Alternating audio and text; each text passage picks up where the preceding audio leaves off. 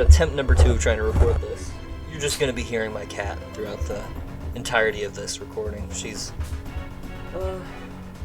enjoying herself, is just how we'll put it. And you'll get to hear that throughout the entirety of today's recording. So this isn't Pokemon. You might be first expecting that. Where's my Pokemon? And it just, it isn't here today. Oops. My bad. It's a little harder to get through all these movies when I'm less tied to the time period that they were being played in. Like, me not having my own relation really to them. Which was sort of a thing for Black and White a bit. I had my own experiences with it, even though I didn't have those games myself, but it's not like I wasn't aware of the whole thing and culture going on and had friends into it still, and still played around a little bit with them, but, and I had a DS, but, once we get to the 3DS is then a console I never had, a handheld console, whatever, So then I am rather late to getting into what is then the 3D Pokemon in a sense. I just kind of skipped over that generation for the most part. Again, not that I wasn't aware of what was going on the console. I had friends who played the games, all of them, and then their own other games on the 3DS. I do enjoy how centered around, really picked up where the PlayStation Portable had left off of cooperative, local, like, kind of play experiences. I find that to be super cool. That's, like, made for Pokemon and all that. I'm realizing now that I'm, like, ranting for, like, 2 minutes about just why I haven't made an episode. It's just they're slower. It's just hard. It's just harder to get through. We'll just leave it at that. Because I find this movie to be a movie that is maybe kind of given descriptions and words like slower, it isn't Star Wars. This is a film that was just naturally going to be compared to contemporaries of its time, like Star Wars. We're talking about today Black Hole, if you can see. I mean, you clicked on the fucking video. We're talking about Black Hole, and this is just a movie I more recently rewatched, and I just really wanted to talk about it. It's something I can actually do instead of just, doing, skipping a week again. We're not going to do that anymore. And so instead of talking about Pokemon, because I don't feel confident, ready, or done in the next generation of Pokemon films, past X and Y,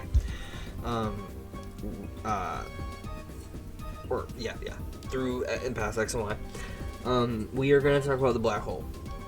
This is a movie I have seen before. As I said, I rewatched it. But when I have first watched it, I would have been super, super young. I'm telling you, like, barely able to tell you when I actually was, like, age of, like, that young. And what I like about this movie, it is a Disney film. This is made by Disney. It does not include any of the, like, Disney Pictures stuff, but it is still a Disney production, and they made and released it. This was a time when they were really trying to experiment to completely shed that image of them being only for kids. And I think, for the most part, they did a pretty good job with some of these movies. I think, like, obviously they still stuck with some animation and then did, like, Fantasia and Fantasia again. Like, it's not that they were always exclusively this child company. It's just, like, something that, it's perception. And that's something you can really never control. And that perception can be good and can be bad. They have a good perception in that, like Nintendo, they just have made so many great things. Like, there's an air of quality to them as a company. And I think then going into a film like The Black Hole, another contemporary, I guess, to The Black Hole and, like, sort of what it is, this Tron. We've just gotten a recent new Tron, and that is, like, the great example of when Disney is actually trying, when they really want to make something that understands the medium and push it. They want to push the boundaries of it. They don't want to just confine themselves inside of it.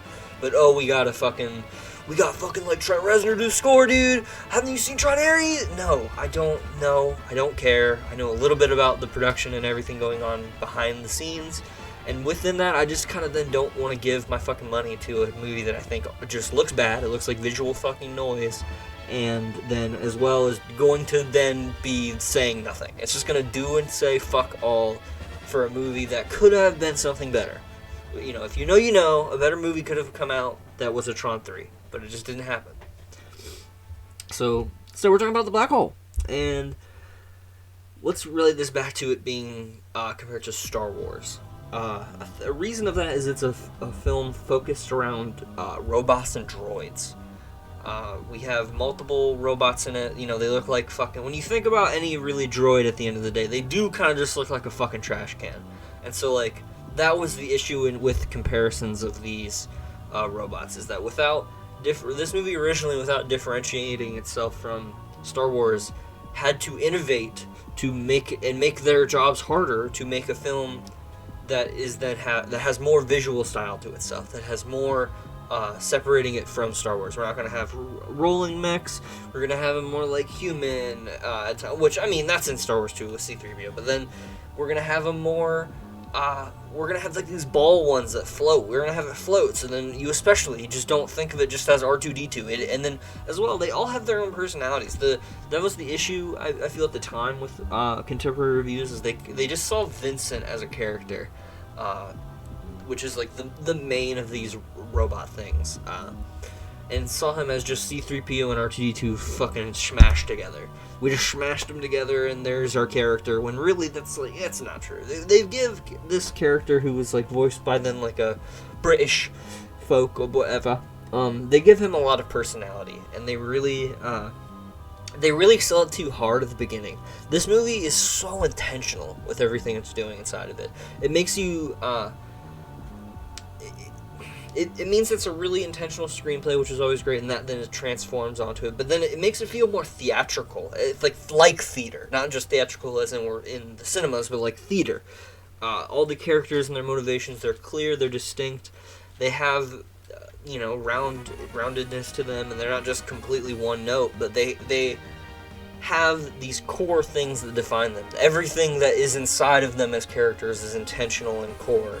And that especially is brought up within how we have our, what comes to be antagonist of the film. Who is it? Hans Reinhardt. Dr. Hans Reinhardt, who is the guy on this, then, ship that is outside of this black hole. Again, this movie starts off just going straight forward. We instantly see the black hole. We use this scene that is them, kind of encountering the black hole and then having to zip away. As a really good opportunity to show off like their shuttle that they have, our main crew that we follow, of the craft USS Palomino. I think they do, as I was saying, they really sell it well. Everything's really intentional. That's a great thing to relate back to Vincent, because Vincent as a robot then is just, he's willing to do whatever. He's willing to sacrifice himself even, and that includes sending himself out to make sure the ship gets away, and the one like sub, I don't remember like really what he is. He's like a dude underneath, basically lieutenant. He's not the captain. He's just like the lieutenant. He's underneath the captain. He's also a pilot, but he is the secondary pilot, like in a fucking airplane. You know what I'm saying? And as well with our captain, we have a great performance by Robert Forrester. This is just a legit. Since it feels so theatrical and the screenplay is so great and intentional, everyone's able to give some really great performances with what they have. Like there is some cheese in this movie. Like, don't get me wrong. This is a film that I respect a lot for how it feels classical. Yet it at its time is still pushing the boundaries of what was effects work, what was cinema, and what they're trying to do. And to me, I don't find that like old Hollywood feel inherently even bad. But then especially too, it feels really simple. It doesn't need to be extra, and that's what I like. It's like soft Star Trek, where like we don't need all the extra gobbledygook bullshit that's gonna get brought up in a Star Trek episode, or how this Star Trek episode relates to the fucking yada yada going on with the Romulans. I love Star Trek, but in how this is like softer, this, that. Oops.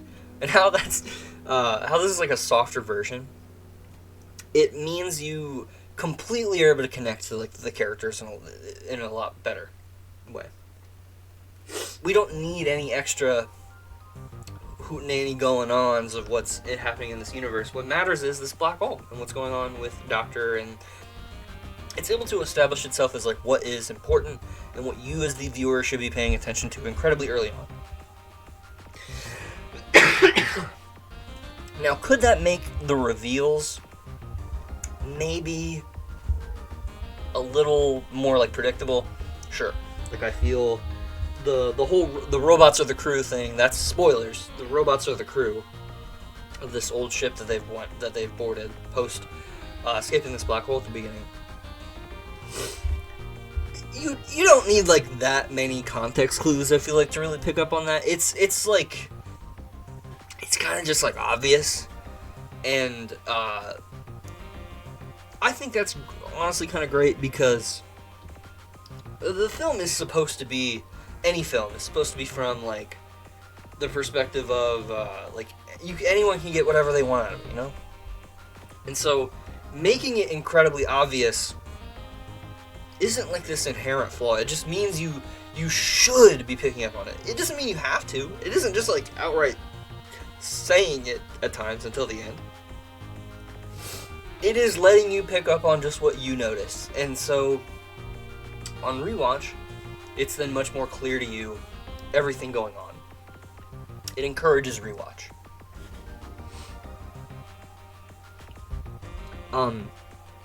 I really enjoy this ensemble that we have here. It's a really, really good ensemble of, I already mentioned Robert Forster, but then as well Anthony Perkins of Psycho is giving a great, great performance of this like other doctor to go up against Reinhardt. He becomes kind of like our main casualty,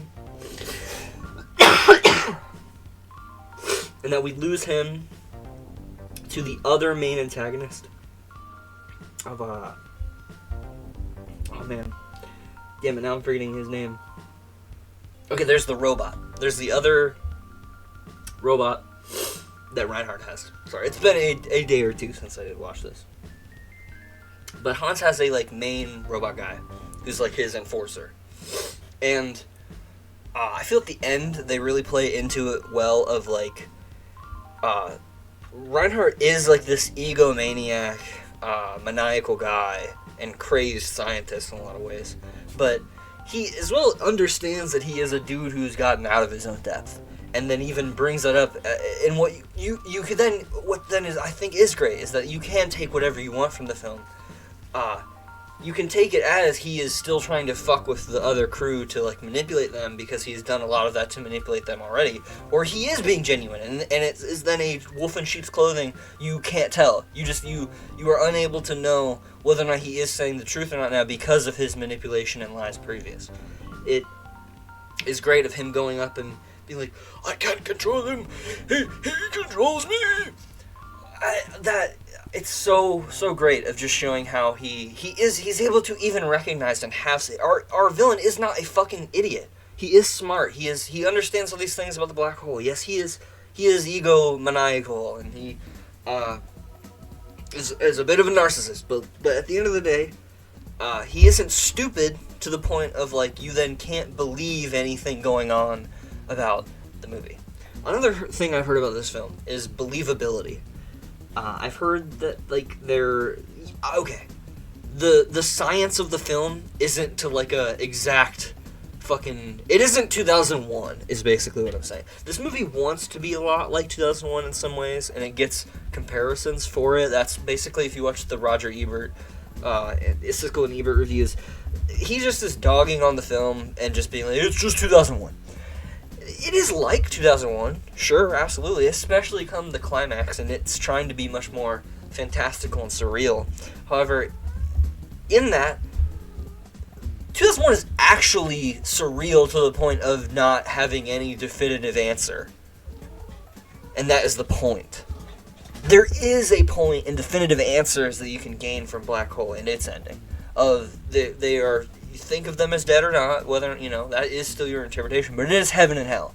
We are showing you that your actions and virtues and everything about that, of how you went through with this dilemma that they go through at the end of the world, all of that is the determining factor whenever like gravity pulls you in the black hole. That gravity pulls in of what makes you and you as a person in heaven and hell, where you're going. You can break it down super simple like that, but then again, the film is about like bigger things. It's sci-fi, and so as well, it's sci-fi. It does not have to be fucking perfect in its science. Like, what? Are you serious? We love Star Wars, and that as well is fantastical. It is not inherently just only science. It's not. And even Star Trek. And Star Trek is one where they still try harder. And so I like that this is like softer that, because it's still like just an adventure movie. We still want you to just get more focused in on the characters and that drama going on, and less about blah blah blah yada the fucking science and shit. Because it's not relevant. It just isn't. Like, I see cited a couple times, like, there's the final ending climax where they have to run to their ship when seemingly there's no atmosphere. I completely throw this scene away, because otherwise to the fact that it doesn't fucking matter, but down to that they have to get off that ship in the first place to get onto their ship. So I can easily imagine that there is some simulated atmosphere there that we just don't know. Whatever. And since we don't know, it doesn't matter. Whoa, you still can understand the story and everything else going on without having to understand that at all. It's not important.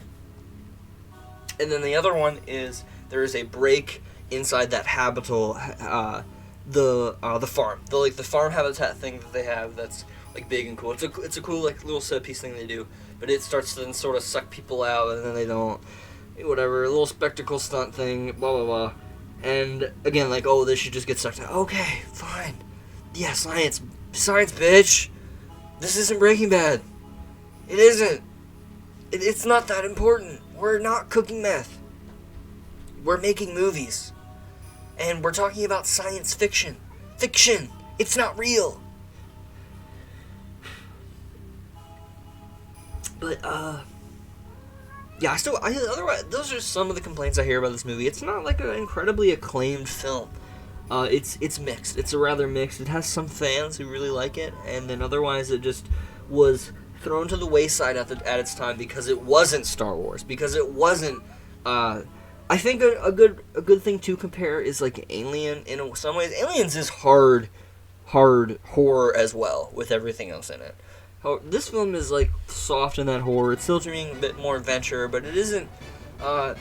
It is trying to be like Star Wars in the concepts that it's like an older pulpy story that is told today, and that then is just dependent on vision. And so I like the older style vision that comes with this. Yes, it wasn't for its contemporaries. Fine, whatever. It doesn't mean that it isn't a film that succeeds. And it doesn't mean that there aren't things that you can take away from this film that are kind of great. Like, especially the visual effects in this film. It's Disney, and they're throwing money around. And they what I heard about the making of this film is they tried to even get the proper camera from making Star Wars, the rig that they used to do the special effects shots. And it was, nope, it's booked up. Sorry, buddy. So they had to make it themselves. They had to genuinely invent a new thing for cinema to make what they wanted to shoot, to get the dream they had. And that's filmmaking, man. That's cinema. That's actually what we're talking about. It's not just, and we can now throw whatever fucking blah blah blah money green screen bullshit at it so it looks fine. This movie is in no capacity about just looking fine. There is a couple shots in it that they were willing to skimp on, and those only do look fine. But the rest of it is about being bigger, about being a grander story, and all of it then is filled to the brim with detail, and it's done incredibly well. Their original ship, it is not Alien. It is not the like extra character that wants to be added to the ship that Ridley Scott tries to integrate in his film. However, that is a mixture of, not only are they only on then that one ship, I guess they go on to the other, well, once they get on the planet, but the trying to make the Nostromo feel like a character is down to then especially the vision of how they want to move through that ship, and therefore how they want to move through the set design. This film is, I feel, better for how it wants to be a bit more static. It means that you understand what you see. What you see, you know, and then what you don't know, you don't know. And isn't that, related to, like, the black hole? We don't know what the fuck is going on beyond a black hole. And therefore the ending can be a bit more fantastical and cool and all that. I think that's where we're gonna end it, honestly. I think I've gotten my feelings out. I really enjoyed it, though. I wanted to maybe go a little bit further into some of the characters. Like, I love Vincent and Bob. I really feel like they're done really well to separate them from the contemporaries of Star Wars, Star Trek, eventually blah blah blah with Data. That's later, but and also that's the thing is Alien wants to, as I compared it with Alien wants to continually try to reiterate and redesign how they like perceive fucking their computer people, their androids in their world. I could not fucking stand in Alien Romulus their fucking droid character. The like black droid guy. I mean, obviously there's some shit that should just like upset anybody where he's like, "Get away from her, you bitch!" It isn't just that as to what like upsets me. It's not like I'm just saying, "Oh, and he's a bad actor." No, it's just what he's working with is not done. They're like just not working with a finished script, and then that's then not being delivered to you with a proper direction because we'll just be droid guy, but except have a little personality here and there. And so, I feel like it's just horribly done, especially too because that film, being so try hard with those elements and how he is acting, to the point where it's like, oh man, we want you to like him, just so he can pull the rug out from under you because he's now sort of the villain. What? It's so lame. It's so half done, and I started watching that movie, and the way that they're delivering that robot character to you, I instantly am like, there's nothing that this film could do to make me, by the end of this movie, like that android guy. I'm going to hate him, I'm going to hate everything about it, and all of that going on with him. And I just didn't, because it sucked. There's nothing but else to say other than it sucked, and then just show you, and get away from her, you bitch! It sucked. It was awful. Now Vincent and Bob, they try hard as fuck. They're so well done. It is so much better than just saying, oh, it's just R2-D2, but he floats. Oh, it's C-3PO, but he's less gay. It's so much better. And for it makes it just a lot better of a film. I did start to be like, I don't know if I'm going to care about this robot guy. That's what I then keep thinking now, about how I just hate all these modern robot characters that we're given. I'm even becoming annoyed at the likes of like an Alan Tudyk in Rogue One, even though I liked him in that. It's to that point where like we're doing it so many times. He's even in fucking Superman doing that shit. It's like, oh my god, can you get another job, guy? So instead, for this, I'm saying that at the beginning of the movie, I'm like, oh my god, am I even gonna like this stupid fucking floating robot character? He's making some funny lines, I'll give him that, and all that. It's making me think about the sci-fi more in how he is portrayed, because I found it so much more fascinating how he's like deliberately being personified. How they in this world they deliberately give our android character a proper personality, unlike in the likes of more of an alien and all that. They deliberately want him to be seeming more human to the and especially within how he acts to them, to the crew and who he helps. And I find that so cool. I find that fascinating. And then too, that then adds on to like, well, okay, maybe I'll give it a shot. I don't know. Still though, he still kind of sounds a little fucking gay. No, he is so well done. I just love it. I loved Vincent. I ended up coming out of the movie going, I like that robot fucker. And then too, Rip Bob, fucking we love good ones like fucking Bob, R.I.P. Yeah, that's pretty much it. That's pretty much the most I got out of this. I really enjoyed it. Oh, I didn't mention Ernest Borgnine is in this. He's playing as well because this is a fucking ensemble. He's playing Harry Booth. He is the one character who, to me, he really falls to the into the cracks of the film of like what's kind of going on. If there are like some minor issues and all that, he kind of just falls to the side. He gets the boot a bit. With rewatch, I feel I'll appreciate his performance better because he is. It's so different and fascinating how his performance is in this that it was at points taking my attention away, and so I didn't want that. I was just like, well, whatever. I won't pay attention to him as much because he doesn't seem that as important to what's going on really in the film. And to me, it felt like the dynamic going on between Hans and Alex Durant of Anthony Perkins' character was just much more fascinating than what was going on there.